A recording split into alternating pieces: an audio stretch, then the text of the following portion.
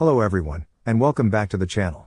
This is Six Path Weeb, your go-to destination for anime-inspired fanfiction and deep dive storytelling. Today, we continue our journey with Naruko and the Power of the Adamantine Chains, Part 4. Get ready for more twists, emotional moments, and epic battles as the story unfolds. Quick disclaimer, the content on this channel is purely for entertainment and discussion. I do not own any of the anime footage featured, full credit goes to the original creators and copyright holders. Let's dive right in. Hokage-sama, you must agree that the match against Uchiha-san crossed a line. I know the tournament encourages competitive spirit, the counselor continued, but allowing anyone to push our last loyal Uchiha to that extent was completely unexpected. Kakashi, hidden as always behind his mask, allowed himself a quiet moment of amusement as the Hokage faced the unrelenting tide of complaints from the civilian council. He was thankful, not for the first time, that his face was covered. The amused smile he wore would not have gone over well. You couldn't get me near that seat with a complete signed collection of first edition Icha.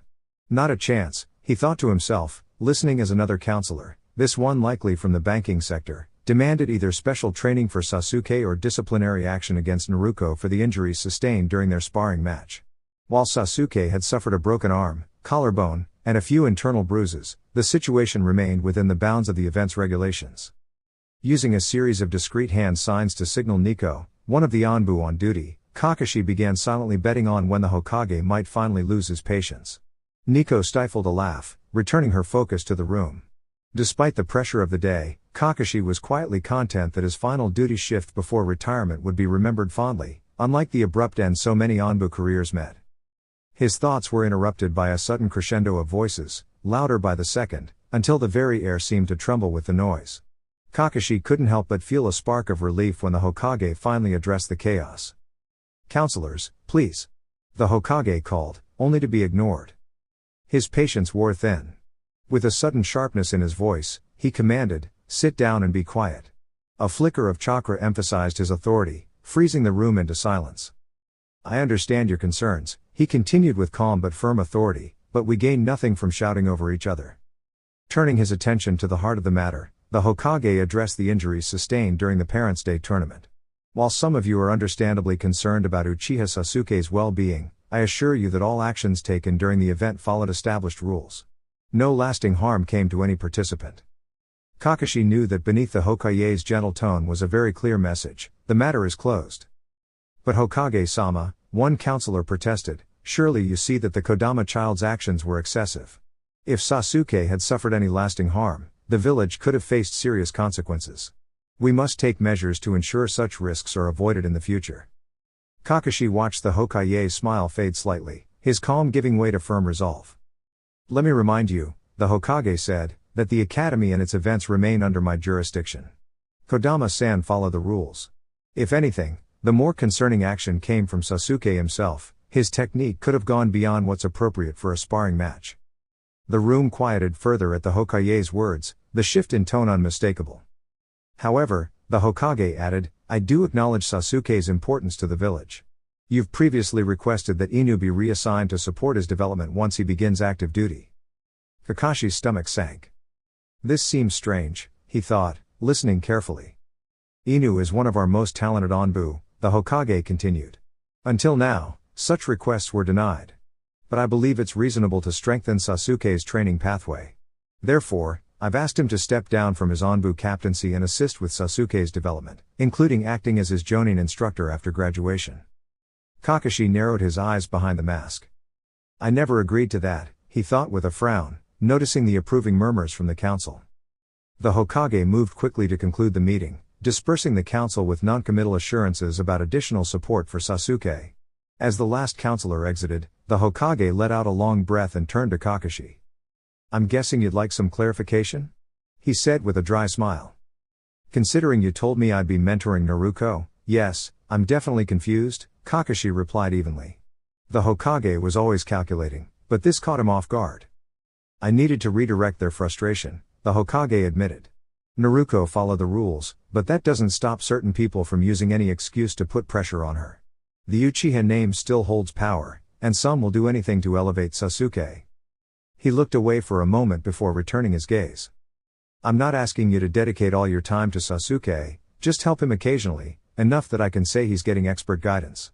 It'll buy us peace with the council and allow Naruko to keep progressing without more scrutiny. Kakashi sighed quietly. And Naruko? Keep training her, the Hokage said. But keep it low profile. I know she's naturally reserved, but if word spreads that she's receiving extra instruction, today's effort will have been wasted. The council would come down on her harder than ever. As Kakashi turned to leave, the Hokage stopped him with a final word. Oh, and Kakashi? He paused.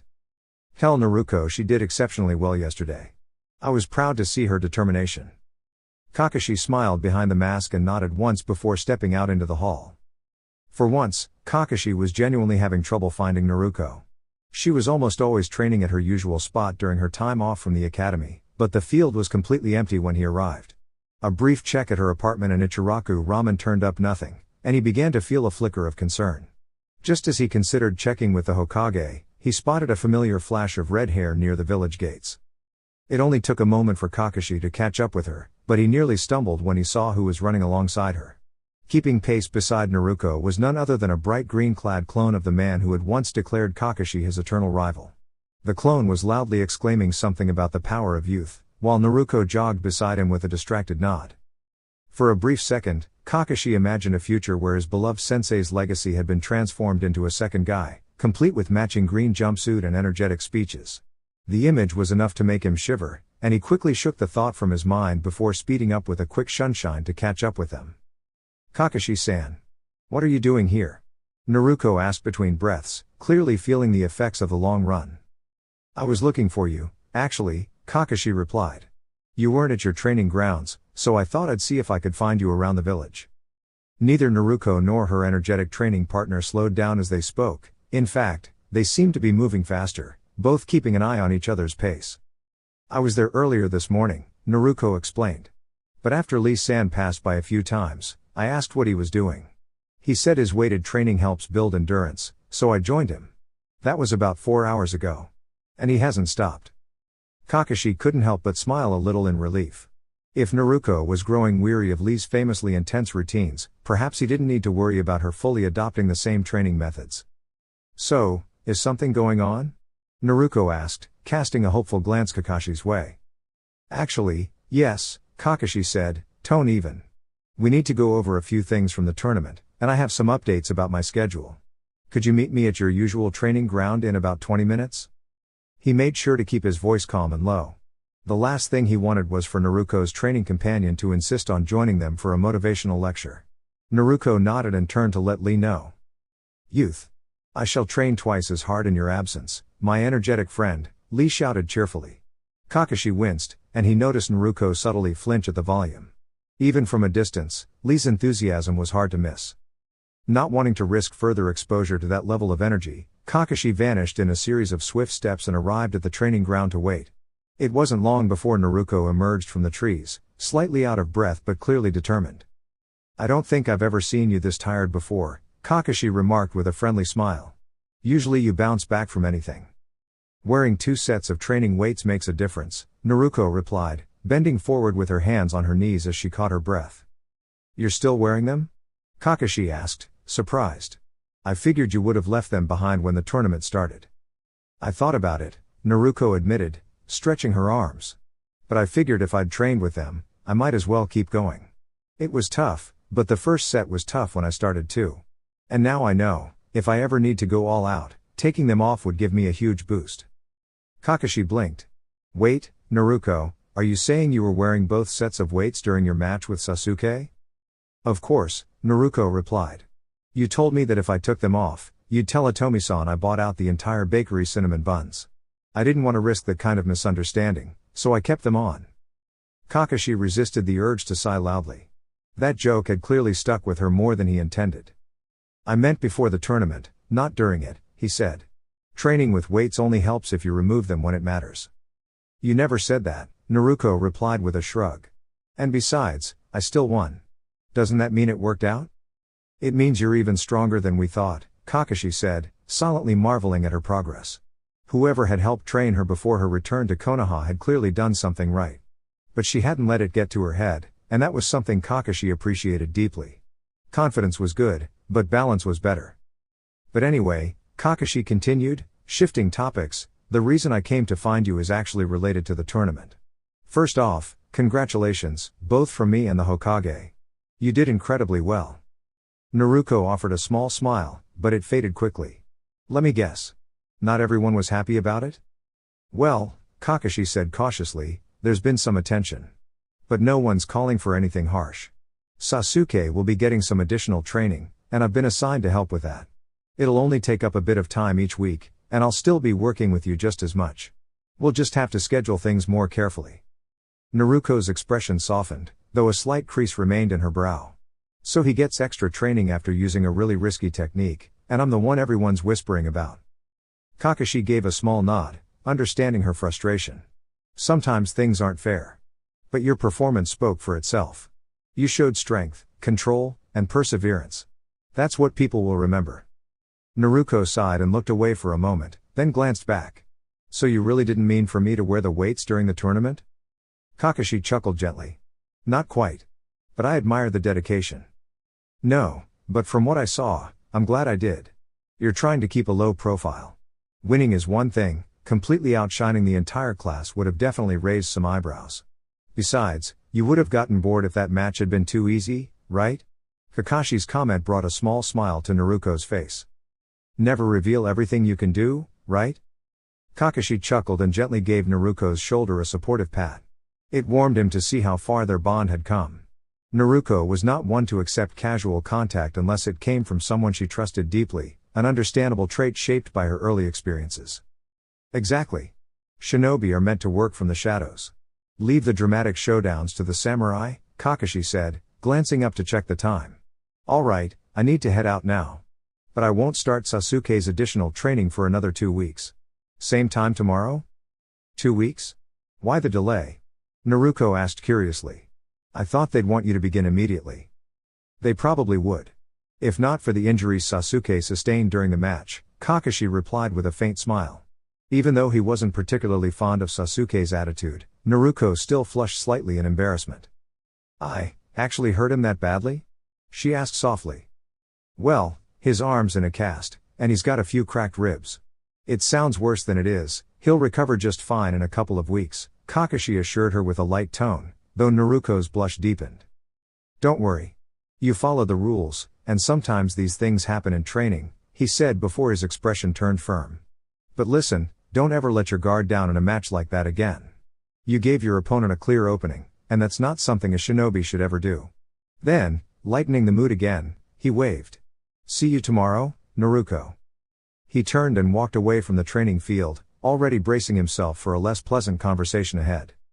Kakashi had been to many medical facilities over his career, but the room Sasuke was staying in was unusually elegant. The young Uchiha heir sat upright in bed, supported by cushions, with a bandaged torso and arm in a sling. Flower arrangements from admirers lined nearly every surface, and the bedding looked like it came from a private estate rather than a hospital. Sasuke was focused on a scroll marked with the Uchiha crest, wearing his usual intense expression. Kakashi stepped into the room, keeping his demeanor polite and professional. What do you want? Sasuke asked sharply. Kakashi mentally sighed but kept his expression neutral. I'm Hatake Kakashi, retired Onbu captain. The council asked me to inform you that you'll be receiving one-on-one training with me once you're fully recovered. Sasuke frowned. And why would I train with someone like you?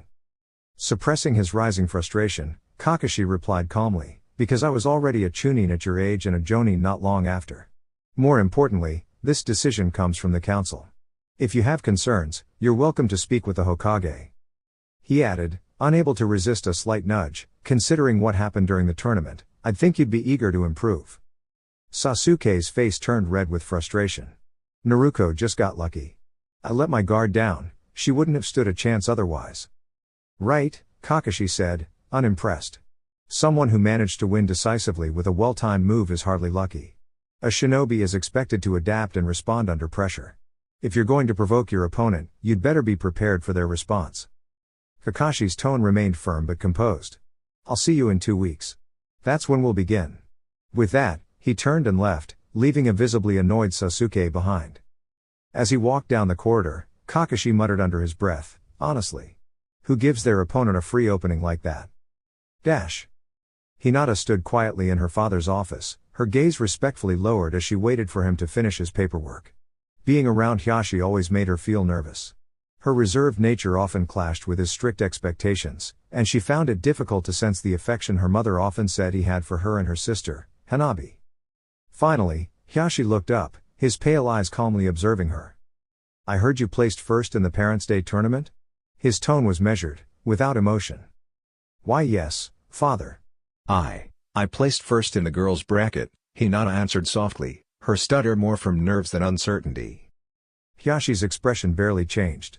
"Your mother mentioned you had difficulty against a competitor who specialized in tools and projectiles. We will increase your training to address this. Now that you've demonstrated the strength of the Hyuga among your peers, you must maintain that standard. There can be no room for hesitation." His voice sharpened slightly at the last sentence. Hinata could tell he was referring not just to her skills, but her quiet demeanor as well. She gave a respectful nod in response. Hiyashi motioned toward the door, dismissing her, and Hinata quickly but politely exited, grateful to leave the room and the tension behind. Sparring with Hinata was something Naruko genuinely looked forward to for several reasons. Hinata was highly skilled, a trait Naruko respected deeply as a fellow ninja, but more than that, she provided a challenge that motivated her to grow. While Naruko had a broader range of techniques and greater overall strength, Hinata's style was far more refined. Years of disciplined training under a very strict household had shaped Hinata's movements into something graceful and deliberate. Even when hesitant to cause discomfort, her precision was undeniable. Any sloppy maneuver or miscalculated strike from Naruko was quickly countered by Hinata's elegant and efficient responses. Her movements flowed with practiced ease, and even though Naruko typically only trained with her once every week or two due to Hinata's demanding schedule, she cherished these sessions. Practicing with someone else who shared a unique bloodline felt freeing, and Hitomi had once mentioned that Hinata always looked forward to these matches more than any of her regular ones within the Hyuga compound. As Naruko focused on Hinata, she could see Hitomi and Hisashi out of the corner of her eye. The 3 chakra chains she had summoned moved in a rhythmic dance, aiming at Hinata with quick, coordinated strikes. Initially, it had taken time for the Byakugan users to adapt to the translucent nature of her bloodline abilities, but over the past 2 years, they had become quite adept at tracking them. Despite the weighted gear Hinata wore, borrowed from Naruko, Hinata still managed to avoid every one of her attacks. She spun away from a wide sweep of one chain, then bent into a complete backbridge, dodging the other 2 that came in from either side. The fluid motion surprised Naruko. With remarkable strength, Hinata flipped back into a crouch and surged forward. Her strikes weaved past Naruko's defensive chains and touched several of her chakra points, making one side of Naruko's body feel heavy and slow. Naruko attempted to retreat using her chains to compensate for her weakened leg, but the sudden attack had left her off balance. Just moments later, she raised her left hand to signal the end of the match, Hinata's palm hovering steadily near the center of her chest. "Well done, Hinata," Naruko said with a cheerful grin, still slightly off kilter. "At this rate, I might need to remove my weights if I want to keep up with you." Hinata blushed lightly at the compliment. I just got lucky," she replied modestly as she carefully reopened Naruko's tenketsu points. "If we had used ninjutsu, I wouldn't have stood a chance." Naruko winced at the slight sting, but quickly smiled. "That's exactly why this helps. I'm not that great at taijutsu, so you're helping me get better at close-range combat. And I can help you improve your ninjutsu." It took a moment, but Hinata's shy smile returned, and Naruko felt a wave of relief. She wasn't always confident when it came to reading emotions, and with most people, she didn't worry too much about it. But Hinata was different, someone Naruko genuinely cared about. As her breathing slowed, Naruko tilted her head curiously and looked at Hinata. "Hey, where'd you learn that dodge and those last moves?" she asked, noticing Hinata suddenly freeze. "What do you mean, Naruko?" "You've seen Hinata practice the Juken before," Hisashi said as he walked over. He glanced at her carefully, an odd look on his face. "I mean, yeah, I've seen you all use the Juken, but it doesn't quite look like what Hinata just did. Normally, someone using Juken would redirect my chains, not dodge them. And her strikes were way more fluid than usual. She's been moving like that more and more lately. I figured she was just putting her own twist on the style. Is something wrong?" At that, Hinata's cheeks turned bright red as she looked quickly between her family members. Hitomi gave a small shrug and sighed. "You might as well explain," she said to Hisashi. "Naruko's been open with us about her own training. Besides, Hinata could benefit from more opportunities to practice." Hisashi gave a resigned nod, then turned to Naruko. It actually started after a conversation I had with you, Naruko. You asked about why Hinata had struggled with the basics of the Juken. That got me thinking, so I tested her chakra nature. It turns out she has a natural affinity for water, not earth, which is much more common among the Hyuga. That mismatch was what made her progress more difficult. Naruko blinked in understanding as several pieces fell into place. To help her develop, we introduced her to a lesser-known style, a sister style to the Juken called Ryudoken. It was designed for those with a water affinity. Hinata has been practicing it alongside her regular training, and what you've been seeing is the result of that. It's a more fluid, flowing style that complements her chakra nature. Naruko nodded slowly, the realization settling in. But why keep that a secret? If it works better for her, shouldn't she just focus on that? Hisashi hesitated again, then glanced at Hitomi. She gave another small shrug, allowing him to continue. My older brother is very traditional and takes great pride in the Hyuga legacy. Historically, no heir or clan leader has ever been someone who couldn't fully master the Juken.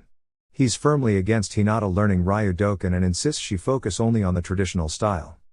Naruko was about to respond when Hitomi spoke with a calm, firm tone. I care more about my daughter's future than preserving traditions that don't serve her.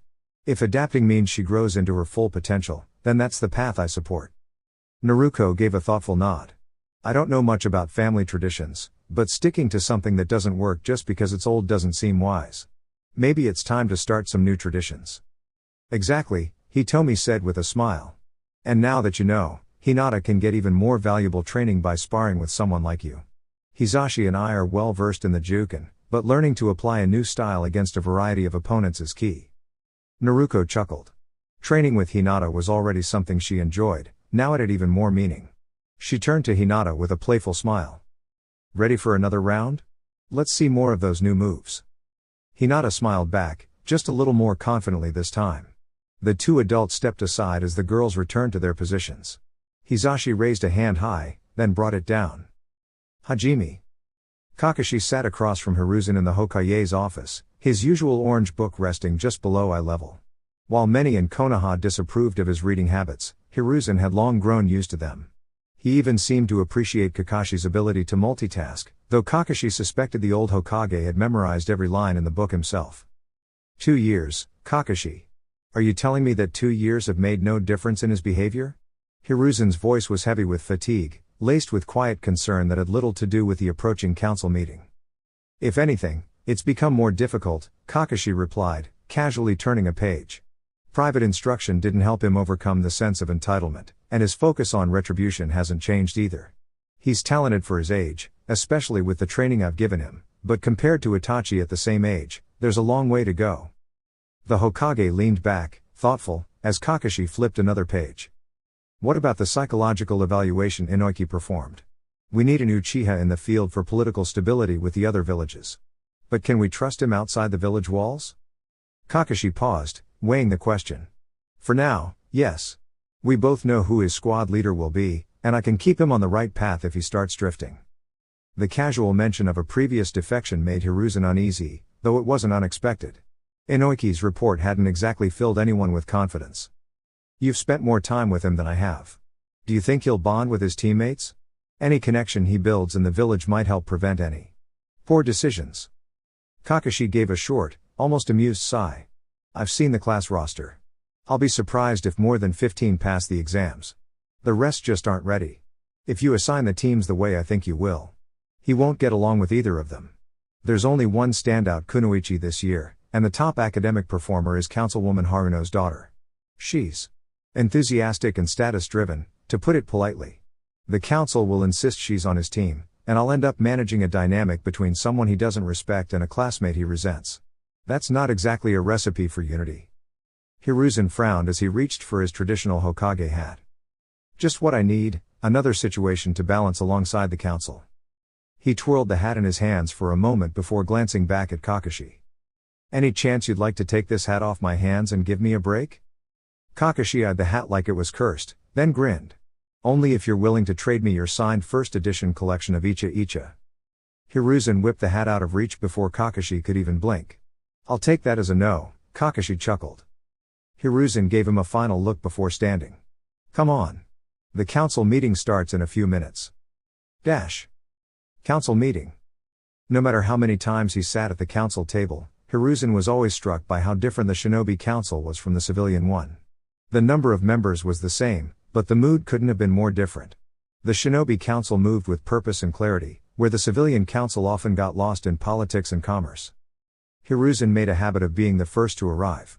Observing who entered with whom, and their interactions, helped him understand the ever-shifting alliances on the council.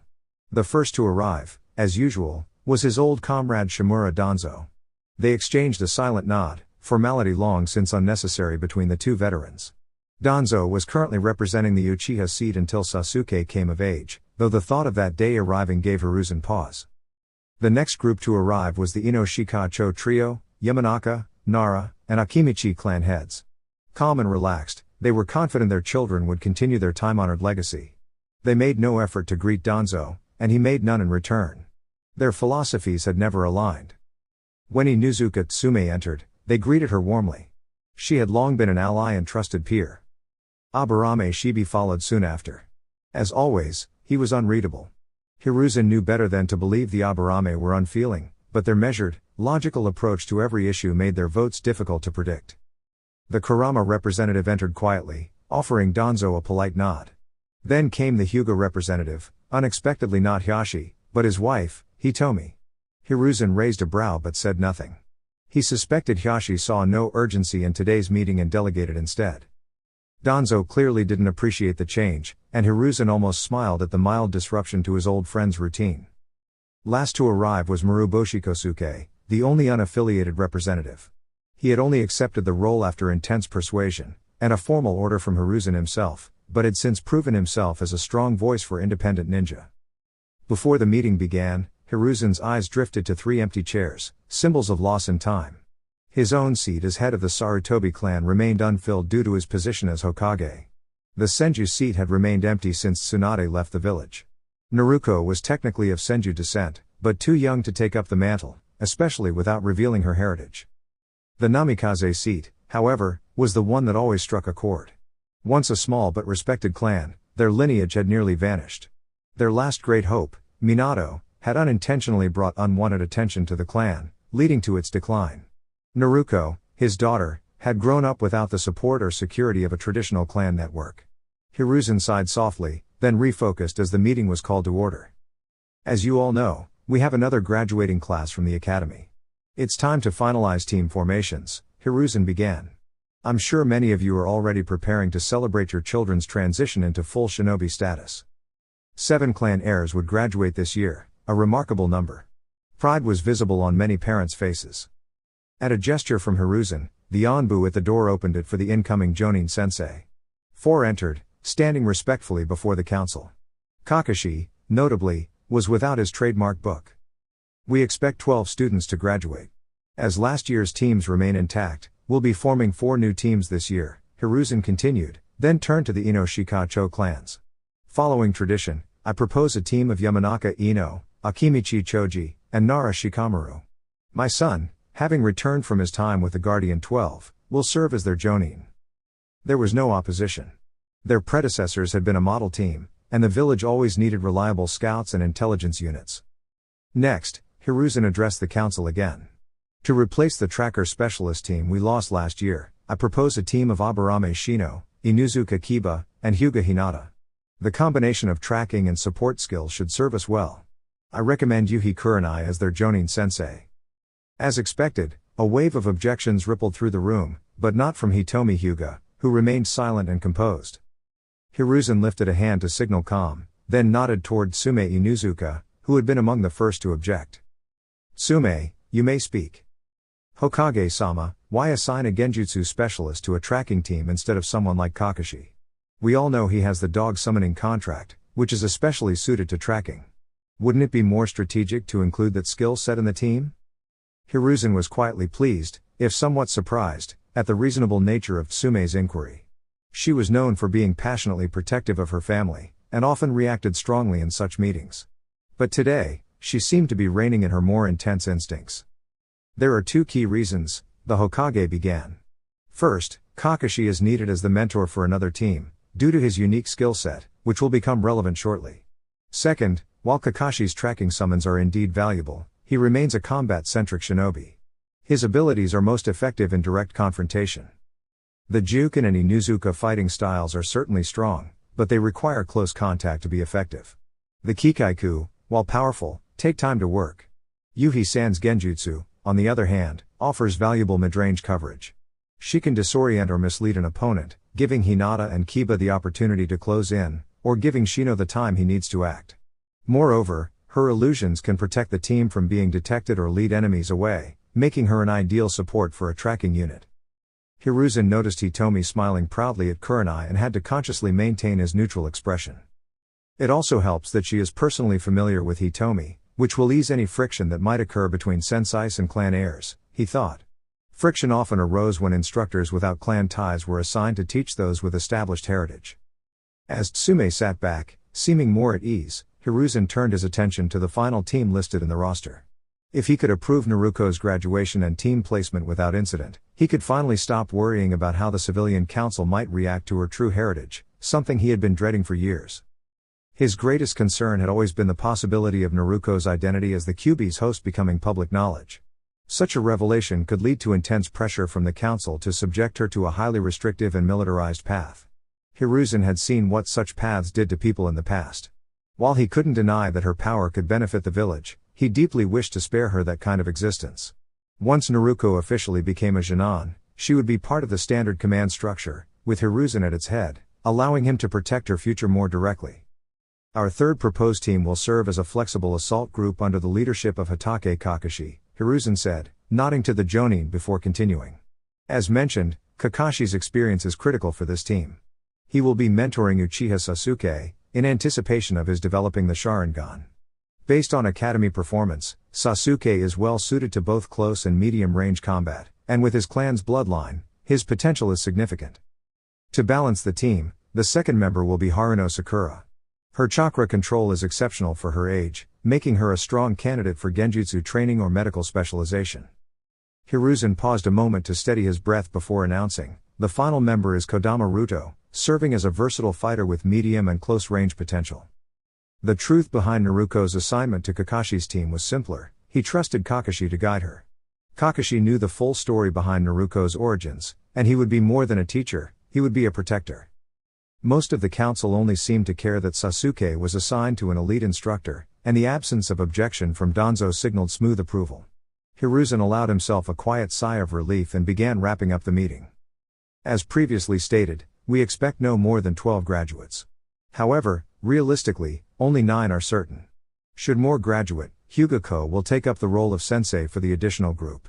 He looked across the room, noticing the restlessness as the meeting neared its end.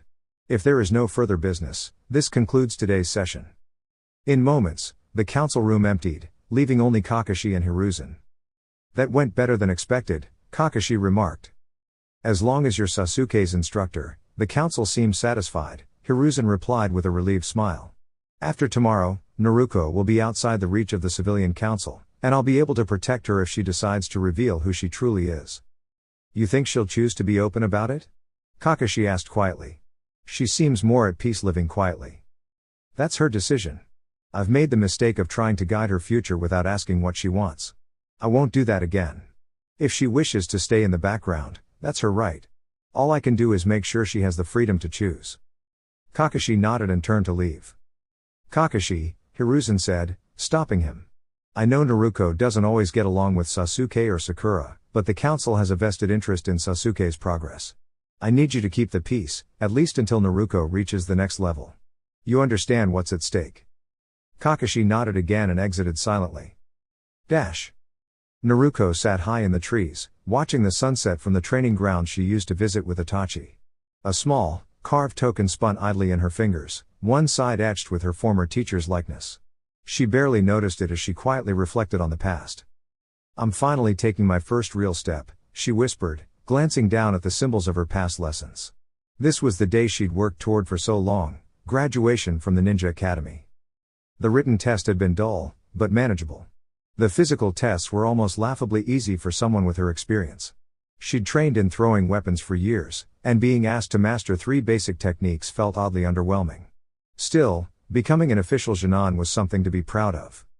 Unfortunately, Her team assignment had left her discouraged. While she was glad Hinata had been placed with Shino, a reliable partner, she found herself paired with the two classmates she got along with least. The idea of working with Sakura and Sasuke every day made her stomach twist. Kakashi was a great sensei, but still, the team dynamics weren't ideal. As the sky darkened and Konoha's walls glowed faintly in the fading light, Naruko sighed and shifted on the branch. 2 years ago, she had managed to best Sasuke in a sparring match, but instead of humbling him, it only seemed to make him more competitive. Sakura still avoided eye contact with her, as though carrying guilt from some invisible burden. Being on a team with both of them would be a challenge. The things I do to keep my promises, Naruko thought. Just as she allowed her thoughts to drift, a sudden glint of movement near the village wall caught her attention. A figure darted into the forest, quickly followed by another in pursuit. Without hesitation, Naruko stood and silently leapt through the trees, following their path. As Mizuki prepared to launch a shuriken at Iruka, something swiftly wrapped around his foot and yanked him off balance, sending him face first into the leaf-strewn ground. He recovered quickly, springing back to his feet, but found no trace of what had tripped him. His gaze flicked to Iruka, wounded but conscious, and immediately dismissed him as a threat. Mizuki's eyes swept the surrounding forest, watching the growing shadows warily, and he slowly backed away. As fun as this has been, Iruka, I've got somewhere else to be. I'd say we'll meet again, but we both know that's not likely. He turned his back, scanning the forest instead of looking at Iruka. He had barely taken 2 steps when a sudden burst of kunai forced him to leap backward. Landing with a thud, Mizuki spun around and grabbed Iruka by the collar. Tell whoever's hiding to back off, or he'll regret it, Mizuki threatened, tension seeping into his voice. Iruka, still struggling to stay conscious, managed a weak reply. Afraid, Mizuki? I don't know who's out there, but I hope they remind you what it means to turn your back on your comrades. Mizuki's grip tightened, his gaze flickering with uncertainty. Lifting Iruka higher, he continued to scan the woods, clearly on edge. You can't turn your back on people you were never really with to begin. His words were cut short as another flurry of kunai flew from the trees. He dodged to the side, still holding Iruka, who groaned as the movement aggravated his injury. Just before losing consciousness, Iruka caught a glimpse of red hair and unfamiliar green eyes. Mizuki doesn't have red hair, he thought, just as his vision faded. Mizuki stood tense in the forest, already regretting his delay. Had he left after wounding Iruka, he might have been near the border of Hai no Kuni by now. Instead, he was pinned down, facing an unknown opponent who had yet to reveal themselves. The last light of day faded behind the trees, and Mizuki realized how rusty he had become after years of teaching. He could handle Iruka, who was in similar shape, but whoever was attacking him stayed out of sight and struck with precision. He had already sustained several minor cuts from unseen kunai. He glanced at Iruka, still breathing, though barely, and knew he had a choice to make. If he stayed, he'd be caught eventually. If he left Iruka behind, he risked being ambushed. His indecision cost him. Another wave of projectiles soared from the forest, and while he dodged most, one shuriken embedded itself in his right forearm, making his decision for him. Forget this. You're on your own, Iruka. Mizuki let go of him and turned, but instead of collapsing, Iruka's hand shot up and grabbed his injured arm. In shock, Mizuki looked down and saw, not Iruka, but a red-haired girl with sharp green eyes staring back at him. Who? His words were cut off as translucent chains burst forth from the girl's chest, binding him tightly. From the side, another identical girl appeared and deftly snatched a scroll from Mizuki's back before vanishing again. The sudden loss of his stolen prize snapped Mizuki from his stupor. He fought against the chains, and as he wriggled one arm free, he managed to pull a kunai. The angle was awkward, but he forced the blade toward the girl holding him and felt it connect. He gave a victorious smirk, only to see the girl grinning right back. Surprise! Before he could react, the world around him flared in blinding light as the girl's clone technique activated in a controlled burst of energy. Naruko crouched on a high branch, safely watching from a distance as the light from her explosive clone faded. She absorbed its final memories, feeling a surge of relief. When she'd arrived, she'd quickly seen Iruka's injuries were serious. Distracting Mizuki had been the key, and with that done, she had used the substitution technique to take Iruka's place and set her plan in motion. Another of her clones was already en route to the hospital with Iruka. Naruko fought back the familiar worry gnawing at her stomach. Seeing him injured reminded her of past memories, ones she preferred not to revisit. Still, she focused on the present. She didn't know how Mizuki and Iruka had bypassed the village's alarms, but she knew an explosion this close to Konoha wouldn't go unnoticed. She debated whether to reveal herself when the first shinobi arrived. She didn't recognize the first two, but the third figure was unmistakable, the Hokage himself, staff in hand, calm authority in every movement. Naruko glanced at the scroll strapped to her back. This must be something serious if the old man came out himself, she thought. She wanted to know more, but curiosity would have to wait. Carefully, she extended a single chakra chain beneath the leaves and tapped the Hokage's leg. Before the tip could reach, his staff pinned it to the ground. He glanced down, following the chain back to her hiding place. With a small nod, he issued quiet orders to the Anbu and moved away. Naruko dispelled the chain and relocated deeper into the trees. Less than a minute later, Hiruzen stepped into view. I presume there's a reason one of my instructors is unconscious nearby and a new Jinan has the scroll of seals? His tone was calm, though layered with curiosity. Naruko looked at the scroll, then back at him. Mizuki took it. Iruka tried to stop him. Iruka got hurt, so I stepped in. I might have gone a bit overboard. She blushed slightly, the memory of the clone's detonation fresh in her mind. She hadn't expected it to have that much force. A bit, Hiruzen replied with faint amusement. Well, I'm just glad the scroll's intact. Naruko handed it over, and the Hokage accepted it without opening it. What happened to Iruka? My clone took him to the hospital. He was still unconscious when it disappeared. Did he see you? I don't think so. He was pretty out of it. He'll probably think it was a dream. Hiruzen nodded slowly, glancing back toward the site of the confrontation. I'm not sure how I'll explain this. Naruko smirked faintly at that, but said nothing. The Hokage turned back to her with a gentler tone. You should get some rest. Your team assignment starts tomorrow. Naruko grimaced at the reminder but gave a respectful bow. Good night, Naruko, the Hokage said. And good work. That scroll could have caused a lot of trouble. I'll see that a B-rank mission payment is added to your account. It may take some creative accounting, though. Naruko waved her hand in acknowledgement as she disappeared into the night. Hiruzen watched her leave, shaking his head with a fond sigh. One day this village will have a crisis that she isn't at the center of, and I'll be too shocked to speak, he muttered, chuckling softly before turning to organize the cleanup of another unexpected situation. That wraps up this part, folks. More epic content coming your way soon, stay tuned. Best regards. 6 Path Weeb.